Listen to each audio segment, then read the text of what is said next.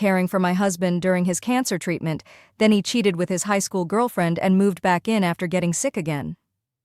So after the divorce, my ex gave me the house and took on all his medical debt. It's been a year since then, but now his cancer is back and he needs to get treated again at the same research hospital. He wants to crash at what's now my place while he's getting treatment, and his parents are pushing for it too. They think that since he was generous enough to let me keep the house, I should take care of him now. When he was going through treatment before, it was this cutting-edge but super expensive stuff that really drained him physically. We were lucky our jobs were flexible, but with his health issues, little kids, and all the extra expenses, we had to seriously cut back on our lifestyle. Seeing his body change so much really depressed him. Whenever he felt a bit better, he'd go back to his hometown where his family and old friends live. Meanwhile, I was juggling everything, dealing with insurance messes, the kids, the whole house, and my full-time job. Friends and neighbors helped out, but it was still incredibly tough. While he was away, he reconnected with his high school girlfriend. A couple of years ago, he came clean about sleeping with her, and so I filed for divorce. He'd fully recovered from cancer by then, but the cheating and everything surrounding it broke my heart. Giving me the house and taking on the debt was kind of his way of apologizing. Now his parents think I owe it to him to let him stay here for 2-3 months while he gets treated. I do want him to get better, and I don't want my kids to lose their dad, but I can't handle having him around, especially not as his nurse and caretaker again. The way our marriage ended still stings. A lot of people around me say I should support him for the kids' sake. The same day our divorce was finalized, he and his girlfriend announced their engagement, which still hurts a lot. I'm really struggling with this. I don't think I hate him. A part of me still cares for him as an old friend. I definitely don't want my kids to go through losing their dad. He loves them and they love him back. If I try to look at it objectively, I get why he might have fallen for someone else during the worst part of his illness. I was constantly cleaning up after him, dealing with his vomit and loss of bowel control, and even hurt myself helping him move. It made him feel emasculated, so it's no wonder he was drawn to someone who saw him as strong and healthy. I ended up in this nurse role, so I tell myself I don't hate him for it. But it still hurts that while I was okay with no sex because of his illness, he was out sleeping with someone else. I made do with being celibate, even felt guilty talking about it because I should have been thankful he survived. Meanwhile, I was hiding to masturbate and didn't even get a vibrator to avoid making him feel bad, and all that time thinking he couldn't have sex, he was with someone else. That disloyalty still makes me cry. Even without the cheating, being a caretaker is a full-time, emotionally draining job. Last time I did it out of love, but now I just can't. The big silver lining of getting divorced was not having to deal with all that anymore. Handling the insurance, keeping track of medical details, it's all a logistical nightmare. Maybe for the kid's sake I could let him stay here but insist that he or his parents hire a nurse. I don't have to help him, but if I don't, I'm worried it could hurt my relationship with my kids, especially if something happens to him. I haven't told the kids he's sick again yet. They were too young to understand last time, but now my oldest knows what cancer means. Their dad has been the fun Disney dad since the separation, and they adore him. I'm pretty sure his parents knew about him sleeping with his high school girlfriend back then, and supported him. They were good to me personally, and I don't think they wanted to break up our marriage, but they were all about whatever makes him happy, because he survived cancer.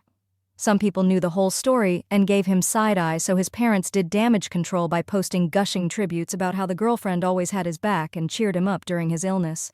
So it's like his cancer got cured by her comedy skills, and I was just the background nanny assistant you could totally ignore. Yeah, I'm still bitter and keep rehashing this stuff about the in-laws. They're my kids' grandparents, the only loving ones they've got. They adore my kids, drive hours to see them, and always take them places. I resent them, but gotta admit they're good grandparents. Update time. So the Sunday after I posted on AITA, my ex-in-laws picked up the kids for a zoo trip. They do this occasionally, so I didn't think anything of it. A few hours later, a very teary Mill dropped off 2 bawling kids. She told them their dad is sick and will die if he doesn't stay with us and go to the hospital. We hadn't even talked to the kids about the diagnosis yet, and she just dropped this bomb on them. He's not dying, by the way. It's a tough treatment, but he'll recover. I was so furious. I mean, raging. I called A and ripped into him. He was shocked too. Together, we exploded at his mom. She broke down and begged me not to take her grandkids away but trust her after this? Nope. So X and I talked to the kids him on video and assured them yes, he's sick, but he'll be fine after some hospital time. They calmed down a bit, but my eldest has been crying and begging to make Dad come live with us. I promised to talk to Dad and figure out the best plan. Swallowing my pride, I had a long talk with him. He's broke despite having a decent job. His credit is wrecked. He's in a lot of debt and he got the cheapest insurance that covers almost nothing. His fiancée isn't any help either. She's in worse financial shape. So he needed a place to stay. His parents are already stretched thin helping with some medical bills. I agreed, so X and his GF moved into my daughter's room. My daughter was happy to share her little brother's room. Both kids are thrilled to have their dad home. My daughter keeps checking on him constantly. I'm still furious with Mill for traumatizing my kid. I let the GF move in because I was too angry to care, and honestly seeing her miserable all the time makes it easier for me. She's constantly teary-eyed and crying. It's only been 3 days, but it's so annoying I want to shake her and tell her to pull it together. The treatment plan is for 3 months, and I'm counting down the days. I really appreciate the advice and support from my last post. I wasn't expecting things to turn out this way, but they manipulated my kids. I'll slowly distance myself and the kids and move. But for now I have to deal with this for my kids' sake. Relevant comments where I replied. Commenters suggested being a bit petty, giving a list of ideas. Another asked if the GF could look after the kids for a day, then suggested I go out looking fabulous even if just with friends and not come home that night. I've pretended to have plans just to dress up and feel good and arrange sleepovers for the kids. The love and support from neighbors and friends have been amazing. We even got invited to a camping trip for Easter weekend. Commenter called me a saint. OP. Not a saint, just trying to protect my kids' and sanity. Keeping busy helps avoid the misery of overthinking. Seeing them struggle a bit has been emotionally satisfying in a petty way. Another suggested looking into dating events, which might be easier than online dating. OOP, I didn't know about dating events. Need a guide on this. Update 2. My ex and his fiancée moved out today. Treatments went well this time. He had some weakness and nausea, but no vomiting or other severe side effects like before. It's amazing how medicine improves. He'll need monthly shots, and I agreed to house him for a weekend next month. After that, he was pretty much on his own. The whole thing went smoothly, no drama at all. I kept myself busy and the kids, and I did a lot of traveling. They handled everything else just fine, and things turned out well. The kids are happy and back to their usual routines. I talked to my daughter about how Grandma exaggerated things to get her away, and she understood that wasn't cool. She's not interested in visiting her grandparents anymore, and honestly, I'm glad about that. During the last week of his stay, his fiancée went back to their town to take care of some stuff since he was doing all right by himself. He and I had a few long, detailed conversations. They were cathartic in some ways, but also sad and maddening in others. I think I got some closure at least. I'm not feeling as bitter as I used to. I might make another post about his reasoning and justifications. On a positive note, all the dressing up and going out has paid off. I met someone. We've been on 2 dates and it's going great so far.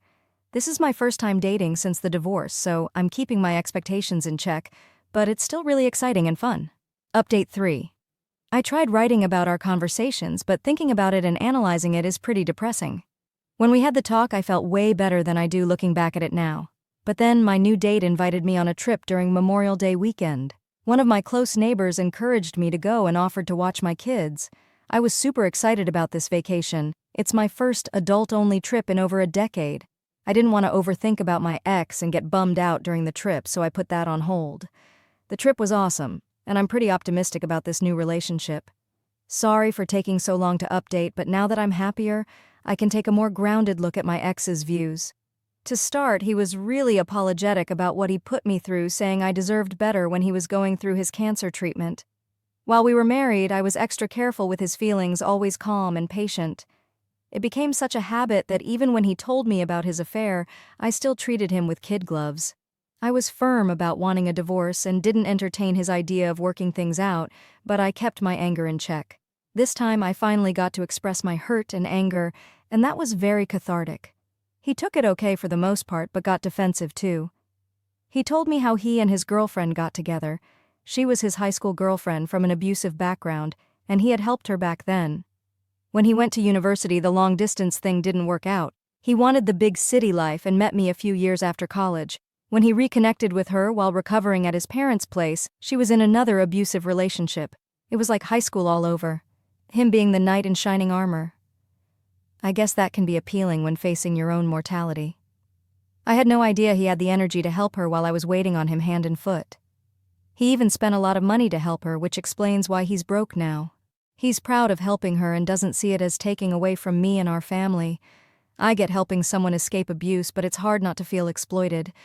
His response was that spending time in his town lessened my burdens. It's true. Life got easier without him around. I had more time for the kids and could cook what we wanted. But if he had that much energy, he could have helped me more, you know? He said I was always stressed and upset, which drained him. I resent that because I was always so careful around him, making myself his nurse. He mentioned times when I was upset, like screaming on the balcony or snapping at the kids. He had stories of me being pushy and difficult. He wasn't making it up. I have my faults. But I worked hard and tried my best.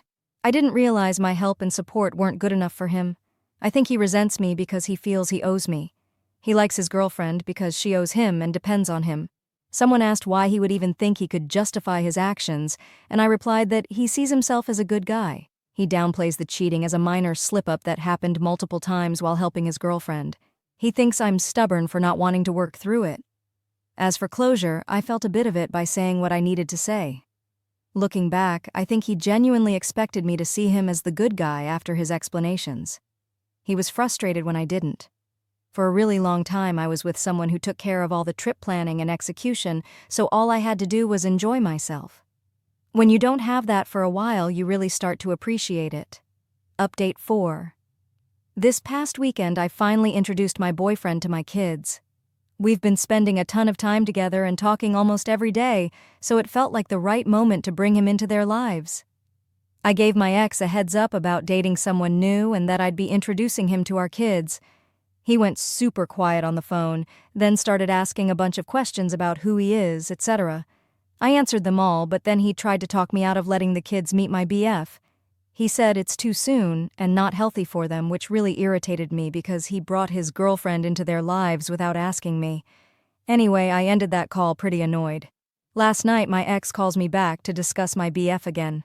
Apparently, he did some digging into him. I'm cool with that because there's not much to criticize. But then he asked if I'm with my BF for his money. To say I was furious is an understatement. Yes, my BF has a good career and might be in a higher tax bracket than me, but we haven't really talked finances. I do well for myself and have supported my kids and even my lousy ex. So when he asked me that, I snapped back that no, I'm not with him for his money. I'm with him because my ex-husband dumped me after exploiting me. My ex then got upset, saying I have a barbed tongue and that people think I'm nice but don't see how verbally abusive I can be. Really? After everything I've done for him, he has no problem being cruel to me again and again. Update 5. A lot of people have been asking for updates, but honestly, things have been pretty calm.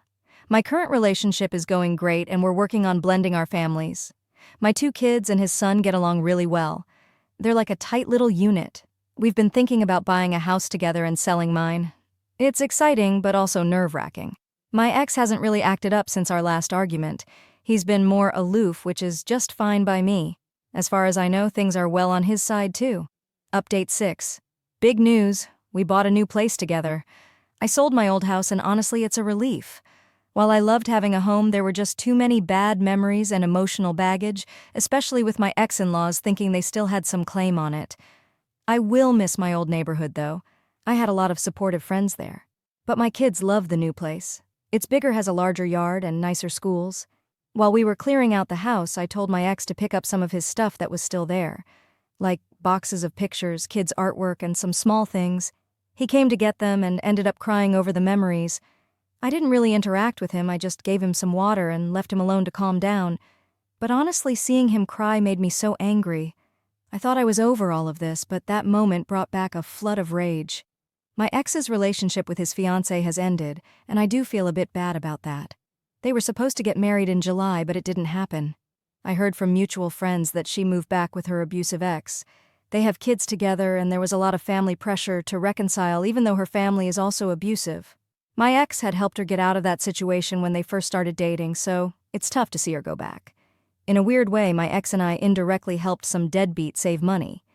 I feel angry on my ex's behalf for this, even though I have my own reasons to be mad at him. He tried to help his old friend and high school sweetheart, and she just screwed him over.